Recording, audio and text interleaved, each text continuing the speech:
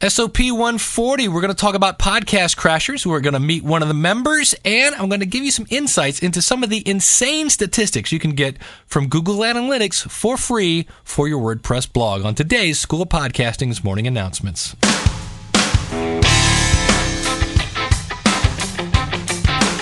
It's the School of Podcasting's morning announcements. Here's Dave Jackson. All right, welcome to the School of Podcasting's morning announcements, where we talk about all things podcasting.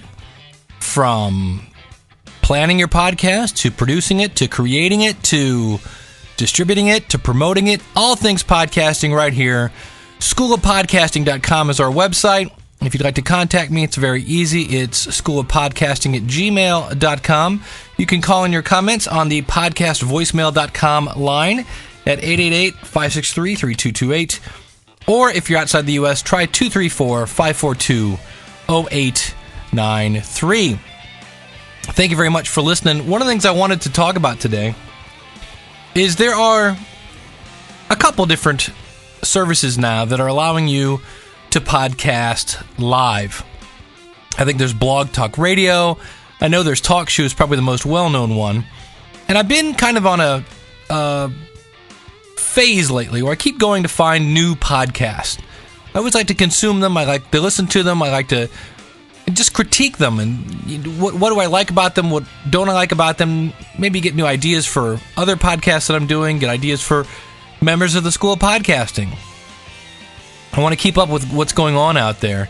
And I know I do a podcast with Gary Leland, Paul Culligan, and Rob Walsh from, it's called Today in Podcasting, and we used TalkShoe for a while, and unfortunately, the file you get from TalkShoe is what I would call AM quality, AM radio quality.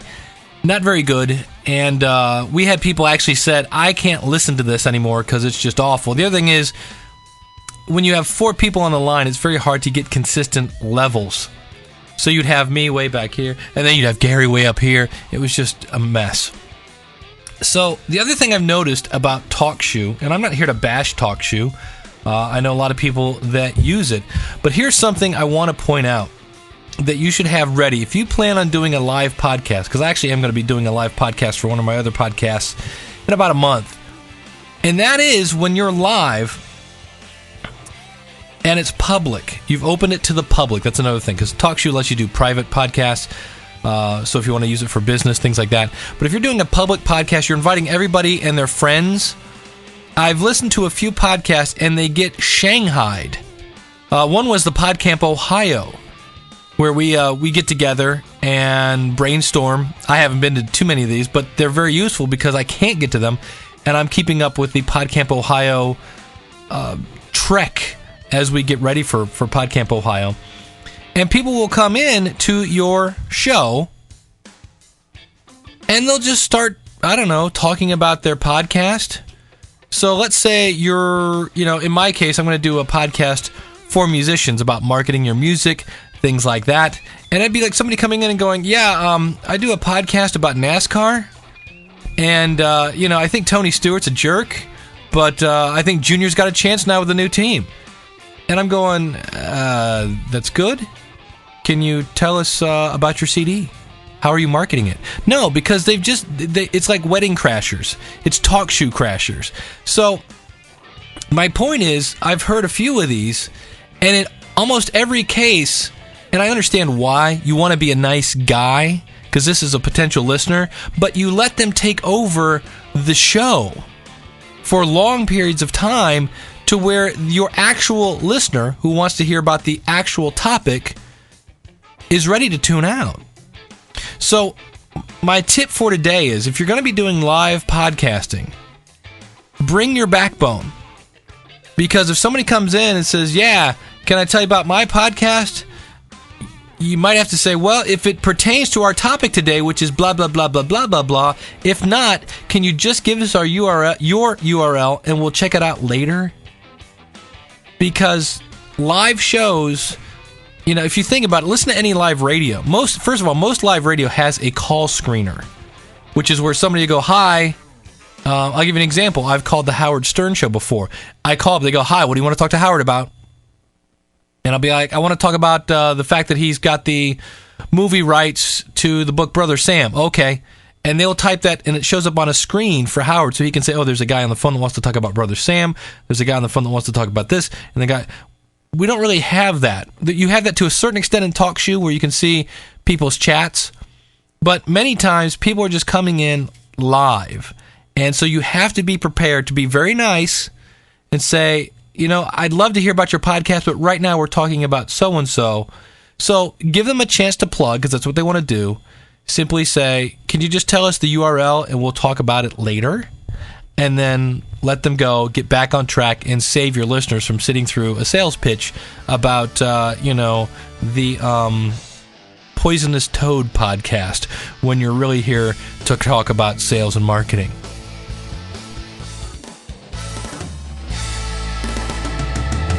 School of Podcasting is the best $20 I've ever spent in my life. For $20 a month, I've had unlimited support from the staff at School of Podcasting, and the resources are off the hook. They're great. The roundtables are invaluable, and I don't know that I could have started podcasting without School of Podcasting. Thank you, Dave. Thank you, Mr. Dewey. Thank you, everybody at School of Podcasting, for your time, for your attention, for helping somebody who had no background in what this is all about to get on the air. Thanks, Dave. Thank you, JR. That is JR Stanley from the Lord Lifted Me Live podcast. You can find that at llmlive.com. Speaking of the members of the School of Podcasting. All right, and now it's time to meet the members, one of the members of the School of Podcasting.com. Today we have Mark Wade from the A1 Artist Spotlight podcast at a1artistspotlight.com. Mark, why don't you tell us a little bit about your podcast? Well, it's a music podcast. I play about 10 minutes of an interview and then 20 minutes of the music by the artist. It's just one artist for the entire show. It comes out every Thursday. It's about 30 to 40 minutes, somewhere in there. It's rock and roll and electric blues. A lot more of the electric blues these days. I started off doing email interviews, and as you recall recently, you started showing me how to use Skype to do interviews and how to edit it with some programs you suggested at School of Podcasting. And I've been doing that, and that's worked out really good doing the phone interviews. I've done Mark Farner from Grand Funk Railroad. Delaney Brown was talking about when Jimi Hendrix joined his band, and Lillian Axe I've had on the show. I actually did the last interview with Sean Costello before he passed away recently. It's really an enjoyable show. You really get to know what the artist is like and get to hear quite a bit of their music, too. Excellent. I'm a huge Lillian Axe fan. Why don't you tell us about the equipment that you're using to produce the podcast? Good question. Let's see. It's Alexis Multi-Mix 8 USB mixer that I use. I don't really like it. I disconnected the USB and just use RCA cables now to run it into the computer, and that works far better. There's really no need for the USB. I personally don't like the USB. Some people did. The microphone is an Audio Technica. Seems to work okay. I use a program called Levelator on the interview, and it kind of brings my voice down a little and the person I'm interviewing their voice up so that they're a little more levelated. I believe it's Roxy Sound Editor for cutting the interview up into little segments. It makes it easier to deal with when I stick it into Adobe Audition. Now Adobe Audition, that's like the Cadillac of audio editing. What are your thoughts on Adobe Audition? The program works good. It's far more than you need, though. It really is. But it's a good program. It does the job, but it's got a lot of bells and whistles that you really don't need for podcasting, and it's pretty much on the expensive side. But like most everything I've ever seen with Adobe, it's excellent. Yeah, I remember when I downloaded the demo. It's very powerful, but I'm with you. I think there's a little too much there that you'll never ever use. Now, along the way, have you had any kind of successes or surprises along the way in your podcast journey? Surprises. Every day is a surprise, it seems like. I guess the biggest surprise was how much time it takes to do a podcast. I'm amazed. I thought I could do a podcast, 2 little podcasts during the week, and my website, no problem. Well, I've cut back on the 2 little podcasts, and I've changed the website considerably. It takes a lot of time to do a podcast and make it sound good. Absolutely. I've always told people, anytime I ever time myself, for 1 minute of podcast, it's 4 minutes of preparation, recording, publishing, things like that. So if you're doing a 20-minute podcast, you're probably putting in at least 80 minutes into that podcast. So what made you want to start a podcast? What made me get into podcasting? Well, I guess it's because I've always liked talking about music. I've always liked trying to turn people on to music. The music I like to tell them about it. And this just seemed like a natural thing to do for me. I'm not a good talker. I'm definitely not the DJ type of voice at all. But I like talking about music. I like playing music. I was talking to Joe Kubek last night. He was talking about meeting Albert King and some of the stuff he did with Albert King. A week or so before that, I talked to Delaney Bramlett, and he was talking about Albert King. And it's kind of cool just piecing these things together, different people that have met other artists that I've listened to all my life, and finding out more about them. So I guess the thing that got me into podcasting was getting to talk about music. See, now those sound like great stories, hearing about the old guys like Albert King and things like that. Who has told you, have you had any like good stories or the best story or something like that in all your interviews? Oh, wow. Jimmy D. Lane. His father's stage name was Jimmy Rogers. He played in Muddy Waters All-Stars. Jimmy Lane said when he was a little kid, his dad would have friends from work come over, except his friends from work were all musicians. He'd have like Muddy Waters, Little Walter, B.B. and Albert King, Howlin' Wolf come over. He said he didn't know who these people were. He was just a little kid. He said he didn't care if this guy's name was Howlin' Wolf. Mr. Burnett shouldn't talk so loud. I just cracked up. I thought that was so funny, telling Howlin' Wolf not to be so loud. Yeah, it is funny. All right, well, last but not least, Mark, where can we find your podcast? Because I spotlight one artist each week, I decided to call the show A1 ArtistSpotlight.com. But I found if you go to Google and type in A1 Artist, I usually pop up as the number one choice. So it's A1 ArtistSpotlight.com.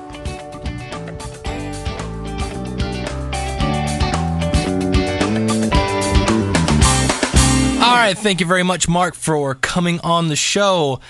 One of the things we did at last week's roundtable is we looked at Google Analytics. You can find it at google.com/analytics, and there's actually a plugin that you can put into your WordPress, because what Google does is it puts a piece of code on every one of your websites, and then you can track interesting things about your visitors. Well, WordPress makes it very easy. With a plugin, you put the code from Google Analytics into your WordPress, and you're done. And for members of the School of Podcasting, I'll have that tutorial ready on Tuesday. But here are some of the things I found out. Number one, 64%, 65 really, are using Internet Explorer. 27% are using Firefox. 7% are using Safari. 1% are using Mozilla. But other interesting things, such as, how you designate your blog and you want to be so many, pixels wide. I think I have mine designed for 800 by 600, and you always wonder, hey, is somebody still using 640 by 480 or something? Well, I don't think you can even do that on most monitors today, but the most used resolution is 1024 by 768 on my website. This is from logicalweightloss.com at logicalloss.com. Logical Weight Loss Podcast at logicalloss.com. Sorry about that. 38% use 1024 by 768. Second would be 1280 by 800. And I'm getting 664 visits in the last 30 days. People are spending a minute and 15 seconds on the website. That's rather interesting. And there are some things here. 83% of the people that come to the website are brand new. So there's all sorts of things that you can find about your visitors that you may not have even thought about. How many people, like if you're doing a show about Macs, you would think that most people would be running a Mac. In this case, 88% are using Windows, 10% are using Macs, and 0.75% are using a Linux machine, and 0.15% are using the iPhone. That I found interesting.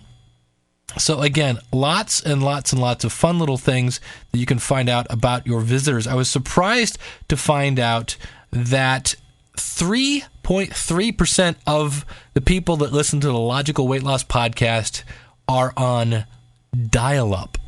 Yes, you can find out how many people are on dial-up.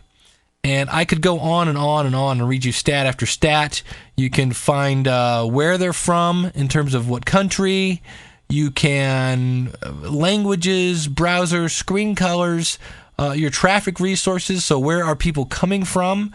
Are they coming from Google searches? Are they coming from Yahoo searches? Are they coming from other websites? What are the top 5? In my case, I have and you can customize this dashboard, But when I logged in, I could see that the top 5, well, number 1 is my front page. But after my front page, the article about the top 5 diet pills that have been exposed has got 7% of my visitors. Why breakfast is important has got about 5%. The review of a body composition monitor got about another 5%. And Tranio versus Spark People got about another 4%, with 35% just going to the front page. I could bore you to tears telling you more and more stats, but the great thing is Google Analytics is free. It's not going to give you download information. It's going to tell you where your customers are coming from, where your visitors are coming from, how long they're staying, are they new, what kind of machine are they on, things. Remember, you kind of want to get to know your audience, and this is one way to get to know your audience, because you may be ready to throw a bunch of video on your website, and then you look and you see, well, gosh, maybe I'm from Texas. It's a podcast about Texas, and 24% of my audience is on dial-up. That may not be a great idea. So it's free, and for members of the School of Podcasting, I am working on a tutorial now to show you how to actually do this. It's not hard. You go to google.com/analytics. You sign up. They give you a piece of code. You put it on your website. Now with WordPress, there's a WordPress plugin that you can put in, and I'll have a link to both Google Analytics and the plugin. And for those that need it at the School of Podcasting, I will have a tutorial showing you how to do this. That should be out tomorrow, actually. So that's really going to do it for this edition of the School of Podcasting's morning announcements. Again, our website, schoolofpodcasting.com. Our email, schoolofpodcasting@gmail.com. Our phone number, 888-563-3228. You can find everything we talked about today. Just go to shownotes.schoolofpodcasting.com. And last but not least, you can phone in your comments, 888-563-3228. Or if you're outside the U.S., try 234-542-0893. Thanks for tuning in. This is where we talk about all things podcasting. Hope you've enjoyed this episode. If you'd like to subscribe to this in iTunes, it's very easy. Go to schoolofpodcasting.com/iTunes. And until next week, class dismissed.